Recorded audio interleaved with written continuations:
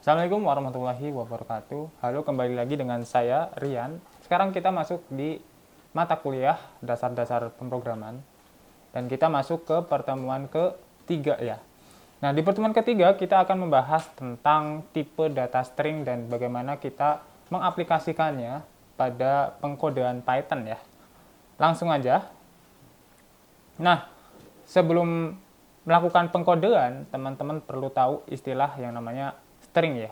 Nah, string itu adalah salah satu tipe data yang ada di Python. Biasanya string ini mengindikasikan sebuah karakter atau kode atau bahkan kalimat yang ada di dalam variabel gitu ya. Nah, string ini nanti bisa diisi oleh huruf, angka, tanda baca, hingga banyak karakter yang ada di keyboard kita ya. Nah, dalam program Python, string ini ditulis sebagai urutan karakter yang dikelilingi oleh tanda kutip, baik tanda kutip tunggal atau tanda kutip dua ya. Ini adalah contohnya bisa kita lihat di gambar ini. Ini adalah contoh pengkodean ya, yang kita lakukan di Google Colab atau Jupyter Notebook. Nanti kita akan lakukan bersama-sama. Oke, selanjutnya tentang deklarasi variabel. Nah, variabel-variabel yang ada di Python itu biasanya diindikasikan atau diinisiasi untuk menyimpan sebuah value atau karakter ya. Nih, dalam hal ini variabel yang akan kita buat yaitu variabel-variabel yang sifatnya merupakan tipe data string. Nanti kita akan aktualisasikan juga bagaimana cara kita membuat variabel pertama kali. Kemudian tentang indeks dan irisan atau slicing. Jadi di dalam Python terutama di tipe data string, urutan setiap hurufnya itu bisa kita ambil dan itu nanti ada urutannya juga. Biasanya kalau di Python, kalau kita biasanya menghitung itu dari 1, 2, 3. Tapi kalau di bahasa Python, otomatikal hitungan pertamanya itu dari 0 ya teman-teman. Itu yang membedakan, nanti kita coba pelajari juga lewat pengkodeannya. Kemudian tentang penggabungan dan pengulangan string. Jadi antara string dengan string yang lain atau satu variabel dengan variabel yang lain, itu bisa digabungkan nih teman-teman. Atau dikombinasikan satu sama lain. Bahkan bukan cuma dua variabel ya, tapi bisa lebih dari dua variabel yang digabungkan menjadi satu kalimat gitu. Biasanya untuk menggabungkannya itu bisa menggunakan operasi plus ya, plus atau bisa juga kita menggunakan operasi pengkalian. Nah, kemudian kita akan belajar juga tentang metode-metode yang ada di dalam tipe data string. Salah satunya kita akan belajar yang ada di tabel ini, teman-teman. Ada find dan beberapa tabelnya cukup populer dan cukup harus teman-teman ketahui ya, karena implementasinya juga akan jangka panjang, begitu. Nah, sekian pembahasan singkatnya. Kita akan langsung masuk ke bagaimana cara kita melakukan pengkodean terutama di tipe data string. Kemarin kita sudah bisa instalasi program Python melalui VS Code ya teman-teman. Nah, saat ini saya akan mendemonstrasikan melalui Google Colab nih teman-teman. Barangkali teman-teman yang belum punya laptop nih, nah kita sebenarnya bisa sediakan atau fasilitasi bagaimana cara teman-teman untuk melakukan pengkodean secara online. Bahkan bisa dilakukan di HP ya. Nah, teman-teman bisa googling dengan mengetik Google Colab ya. Google Colab, kemudian teman-teman pilih yang ini. Ditunggu sebentar. Nah, nanti teman-teman bisa melakukan beberapa alternatif pengkodean antara ingin melakukannya di Google Colab atau di lokal komputer sendiri ya. Cuman kelemahan dari melakukan pengkodean di Google Colab, nanti penyimpanan data atau file kodenya itu akan otomatis tersimpan di G Drive teman-teman. Jadi pastikan G Drive teman-teman itu aktif selalu dan kemudian selalu di backup juga ke lokal komputer ya. Gitu. Nah, ini adalah tampilan untuk Google Colab pertama. Nah, ketika teman-teman bisa dengan tampilan seperti ini, otomatis teman-teman bisa melakukan pengkodean pertama ya. Misal print hello.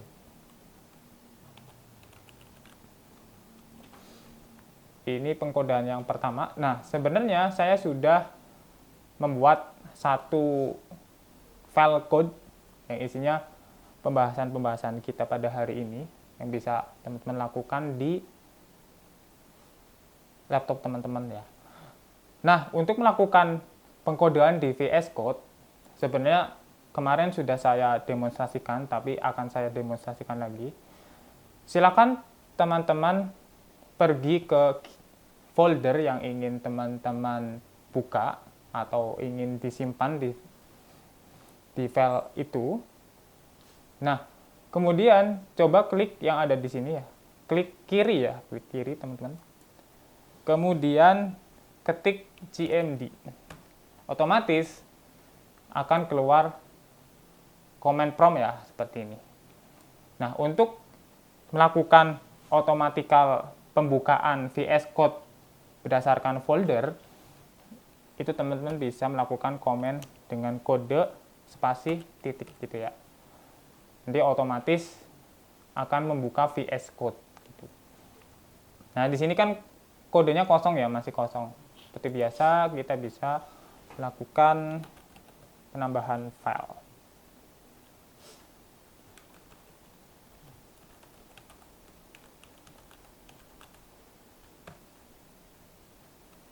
Ini untuk file Python. Ingat, kalau file Jupyter Notebook itu extensionnya adalah IPYNB.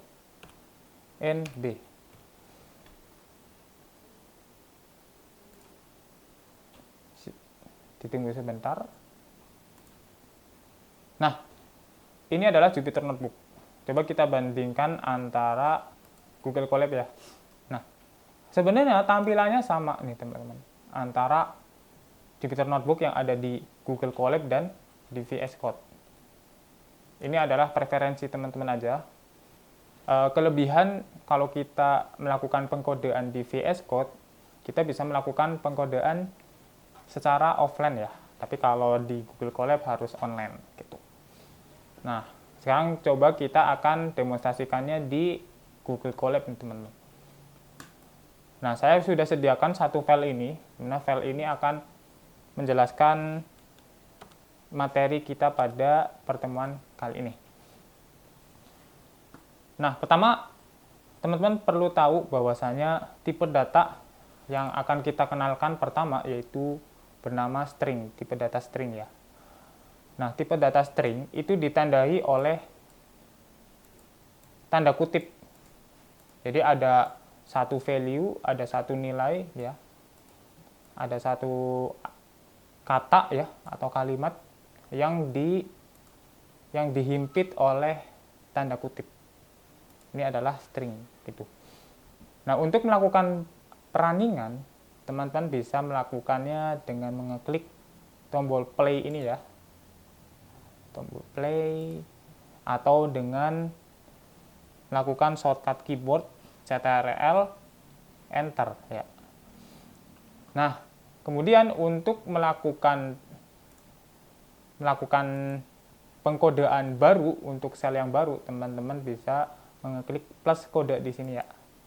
Otomatis akan membuat satu line baru yang bisa teman-teman isi gitu.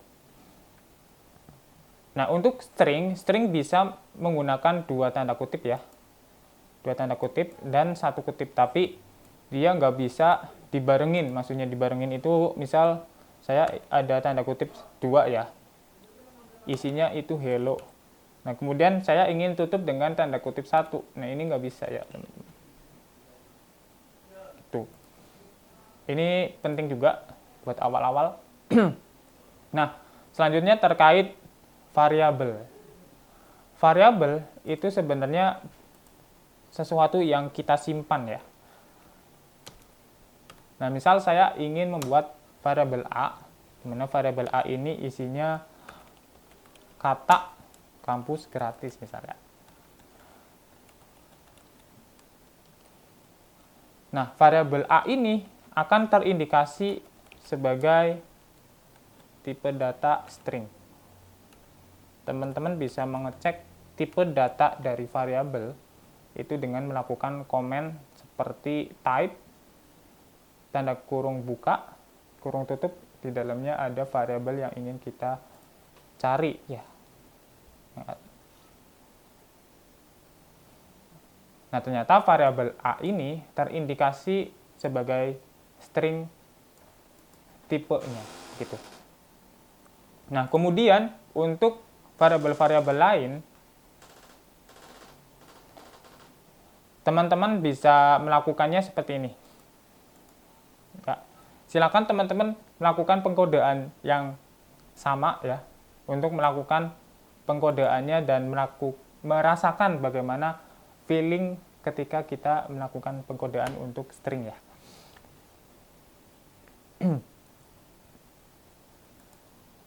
Oke, di sini saya membuat variabel bernama K, di mana variabel K ini itu ada value, di mana value-nya itu isinya hello 123, tapi dia ada string dan dia ada kurung buka tutup ya di sini ya.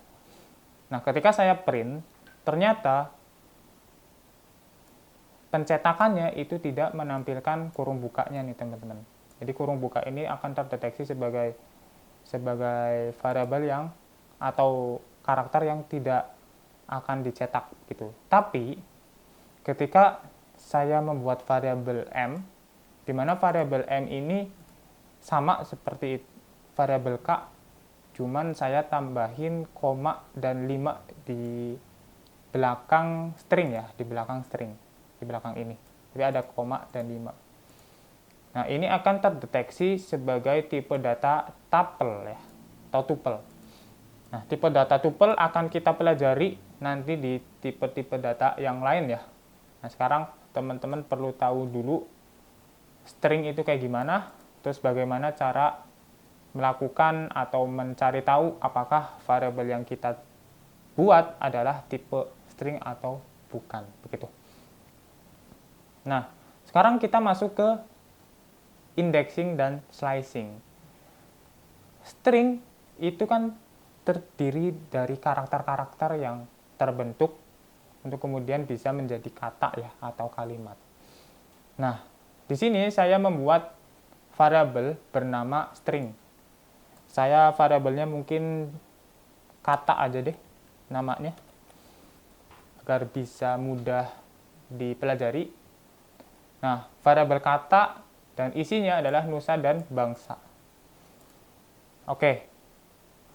Dalam materi indexing dan slicing, artinya kita bisa mengambil salah satu karakter yang ada di variabel kata ya.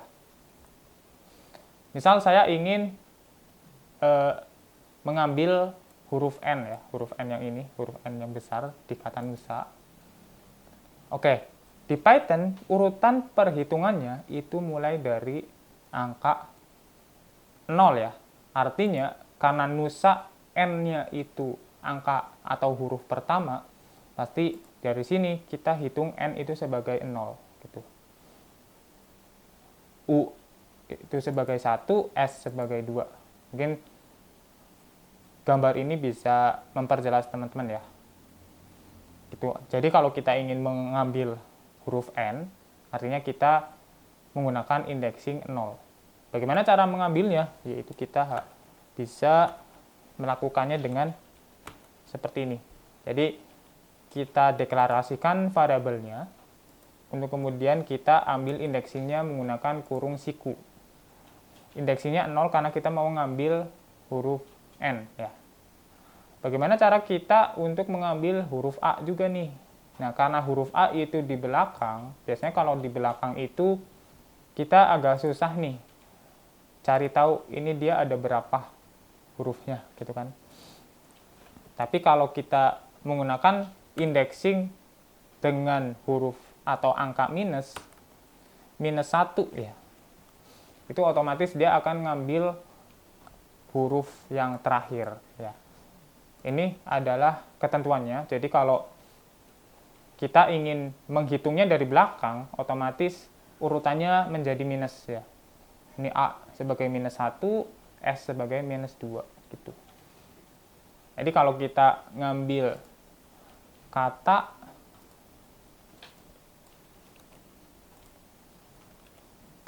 dan variabelnya itu minus 3 atau indeksnya minus 13, ini juga akan mengenerate n ya, huruf n. Itu sama juga. Oke.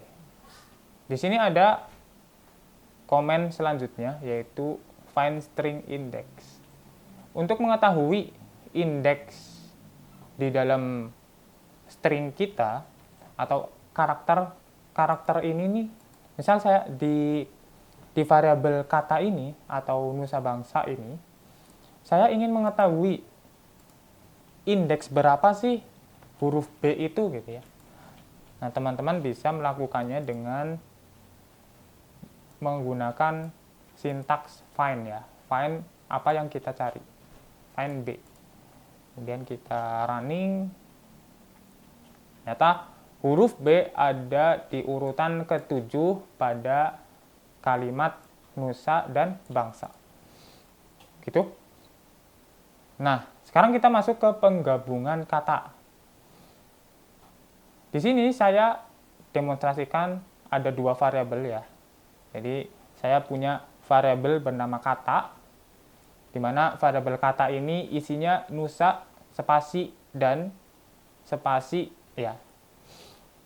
Dan variabel kedua itu bernama sandi,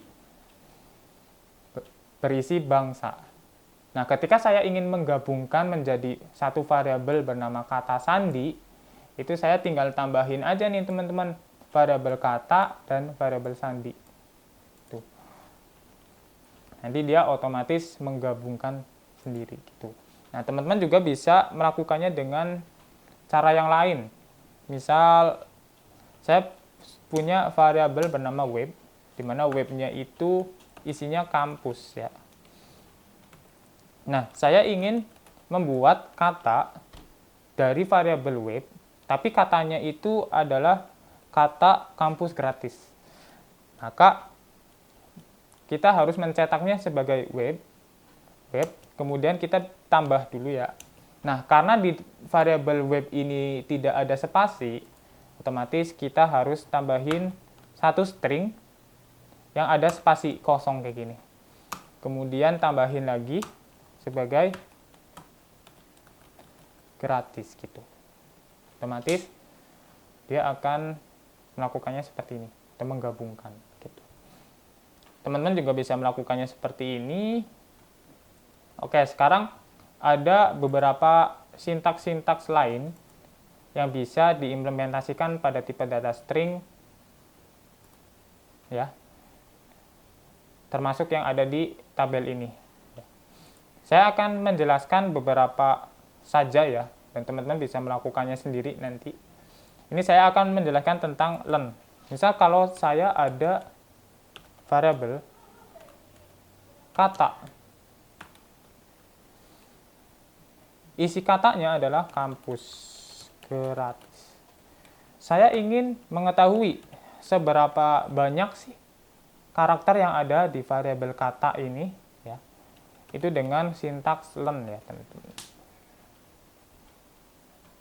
Ternyata kata kampus gratis itu mengandung 13 karakter. Nah, teman-teman juga bisa melakukan automatical kapital ya. Itu dengan upper.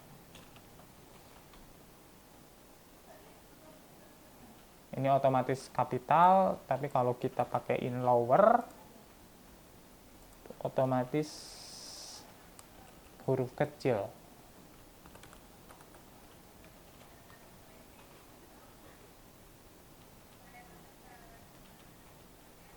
Oke, itu dia demonstrasi untuk pertemuan ketiga. Kita juga sudah bisa mengenal bagaimana cara kerja string, bagaimana cara menggabungkan antara variabel string satu dengan variabel string yang lain. Kemudian kita juga bisa mengenal sintaks-sintaks lain yang bisa kita coba pada variabel string yang kita punya. Kemudian kita juga bisa mengambil sebuah karakter pada variabel string yang kita buat. Itu aja untuk pertemuan 3 kali ini. Semoga teman-teman masih semangat untuk belajar kodenya. Silakan dikerjakan tugas yang kita sediakan di platform. Terima kasih. Wassalamualaikum warahmatullahi wabarakatuh.